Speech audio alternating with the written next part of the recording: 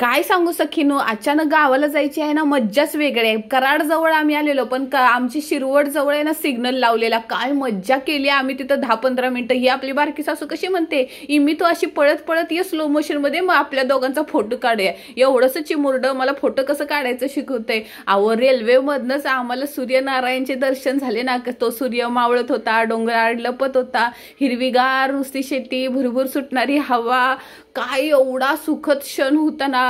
असं वाटत होतं ही वेळ संपूच नाही। लय भारी एन्जॉय केला। इथं ट्रेन स्लो होती बरं का, नाहीतर काहीतरी म्हणाल मंडळी। शेवटी आपल्या कराडमध्ये येऊन पोहोचतोय तोपर्यंत एक एवढी सुंदर सबस्क्रायबर पळत आली ना, भारी वाटतं। तुमच्यासारखे गोड माणसं भेटल्यानंतर आनंद गगनात मावत नव्हता। एक तर ओगलेवाडीमध्ये पहिला पाय ठेवला आणि सबस्क्रायबर भेटली। काय तुम्हाला खुशी सांगू, म्हणजे आता जायचं ओगलेवाडीवरनं कराडच्या आपल्या बस स्टँड वरती, आणि लाल परी फक्त पकडायचे बघा।